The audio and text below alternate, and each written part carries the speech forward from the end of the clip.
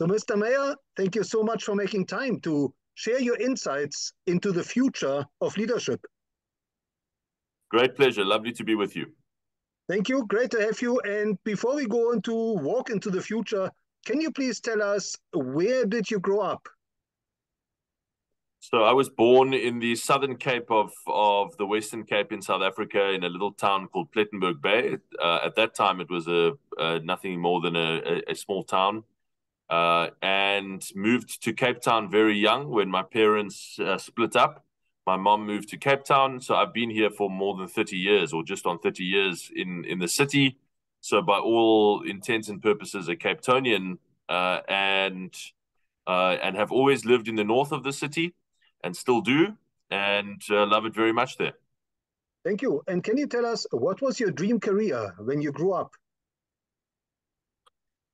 My mom is a nurse, and so I grew up in and around hospitals when I was young. Again, my mom was a single mom, so I often slept over at hospitals when she was working night shift, and grew up with lots of doctors in and around the house and so on. And so I probably for a long time thought about a career in medicine, and for a time thought about pursuing med school, but then the politics bug bit.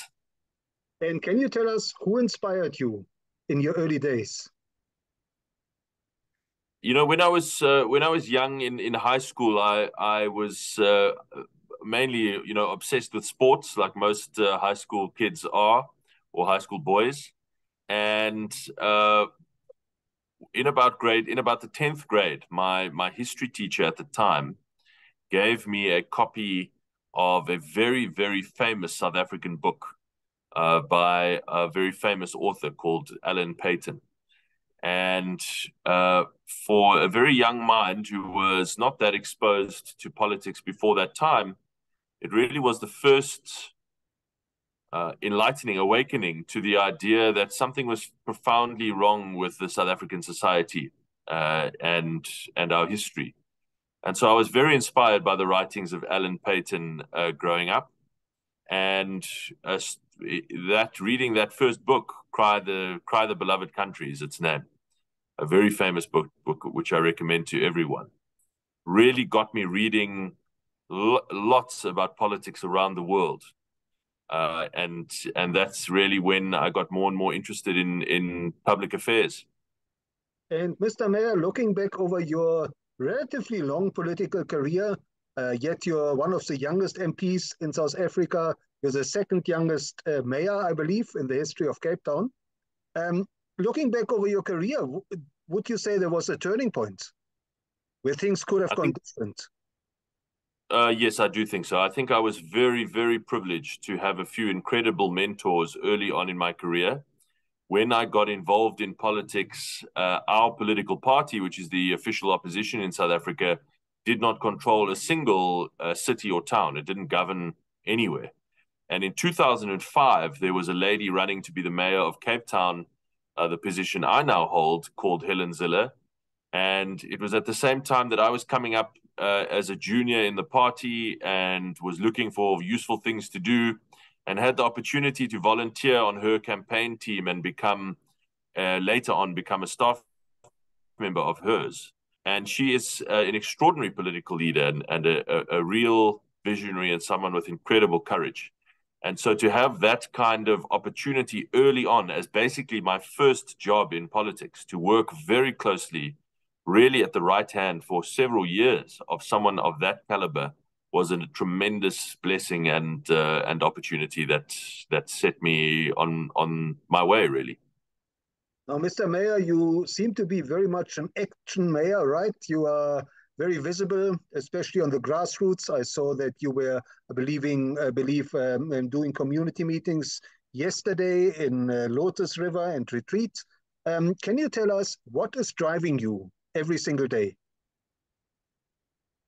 So firstly, I am genuinely a people's person. I love people, and so I find it energizing to meet very many different kinds of Cape Townians, hear about what they are doing, even hear about their problems. And then I have very clear convictions about how I think Cape Town should work in the future and how South Africa should work in the future. And so I really want to make use of the opportunity here to achieve some of those convictions or see them put into action. And then just a sense of, I think I would explain it as just basic excitement, that there is a great deal of wonderful, exciting things to do in life. We have a very short time to do as much as we can on this planet with the blessing of life that we have been given, and that we must not waste any moment of it, that we must do as much as we can to make a positive difference and leave behind a society that is just slightly better than the one that we found. Thank you. Now, Mr. Mayor, looking into the future, what would you say does the future of leadership mean to you? I think that's quite a difficult question, but I've always believed that leadership is not necessarily about holding a title. It's about an attitude and how one carries oneself and acts. You can demonstrate leadership without being in a leadership position, and primarily the traits that one needs to display is the ability to analyze a situation and get to the core of a situation quickly, the ability to connect with fellow human beings and empathize with their point of view, and the ability to convey to them or to bring them along in the pursuit of a vision. And if you can, there's a couple of other traits besides that, but those are really the most important three. And if you can do all of that with a sense of integrity and without giving away too much in compromise and standing firm by a set of core ideas, then you can be a leader both now and in the future. And Mr. Mayor, what have you learned from your own leadership journey that you consider most important for building future leaders? It's incredibly difficult to balance the three competing pressures of what you want to achieve in your professional life, what you want to achieve in your family life, and your own personal health and well-being. And that is the constant challenge and battle of intensive leadership. And for those who get that balance right better than I do, I really look up to them and admire their leadership. That is a constant a struggle. So I think that really is the defining thing. Now, Mr. Mayor, we are living in challenging times as the world is stumbling from one crisis to the next. What is your advice for future leaders in terms of challenges? What are some of the biggest challenges they should expect to encounter in their career? Well, my advice would be, to be quite risk averse. I know that there are some leaders who build tremendously successful organizations by accepting obscene amounts of risk and taking it all. That's slightly different to my approach. I think you must take risks. Of course, leadership entails taking risks all the time, but you must do so in a way that you are well prepared and that you have properly thought about the downsides and consequences of that risk if it doesn't pay off. So that's possibly not risk aversion, but it is taking an educated and well-prepared approach to risk. But risk is inherent in successful leadership. You must be able to take a position and back that position, but with as much preparation and consideration as possible. And Mr. Mayor, if you were to design a curriculum for future leaders, and if you were to teach one skill or two, which skills would you want to convey to future leaders? I think the ability to absorb large amounts of information quickly and distill from that what the key points are and what the absolute kernel is from that information, that's critical. And the ability to argue your point of view and convey a persuasive argument convincingly and persuasively, that is absolutely critical. You really can't be effective without that. And I think the ability to empathize with other people is absolutely critical.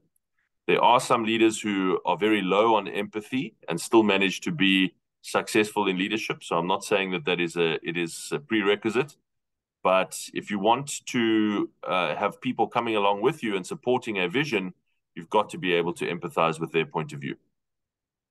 And Mr. Mayor, as a mentor to future leaders, can you maybe share a success story or two where you mentored an upcoming leader and that person took your advice to heart? Well, one that I'm most proud of is now an advocate of the High Court and was a clerk of the Constitutional Court in South Africa, and who was a mentee of mine many years ago, and who was just a person of brilliant intelligence and incredible integrity. And when you combine those two factors together, you will have a very powerful and very effective person. And he embodies that altogether. So I'm very proud of him, and I know that he will go on to do incredible things in the law in South Africa. And Mr. Mayor, looking back over your own leadership journey, are there any role models of leadership that you would suggest future leaders should study?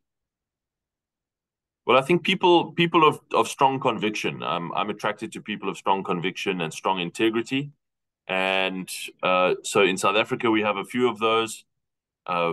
Helen Zille and Tony Leon are definitely two of them. Internationally, we have many such leaders, but stay away from leaders who just go with the flow and spot the current trend and position themselves accordingly. Stick with leaders who take a position and back that position, and who are proven right in the end.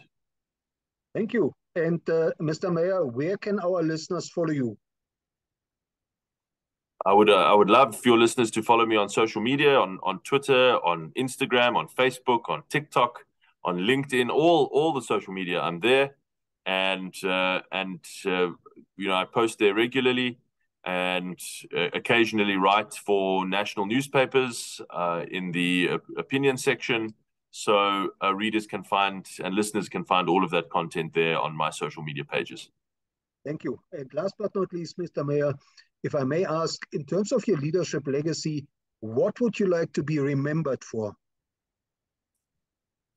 I think the most that we can hope for in the brief time that we are given in leadership positions and indeed on Earth is that we made a positive difference with the time that we had.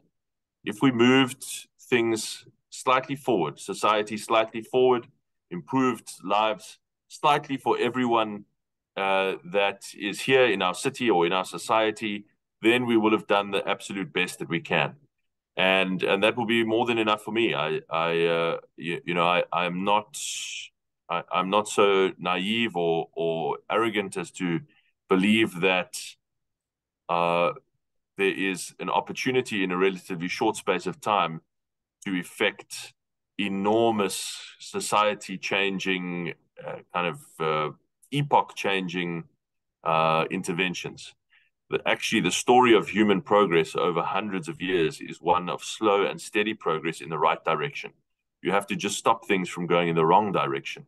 And so that is what we are trying to do here in Cape Town. Thank you, Mr. Mayor. Thank you so much for sharing your insights and your wisdom into the future of leadership and for bringing us hope on a daily basis. Thank you. Thank you so much. Nice to join you.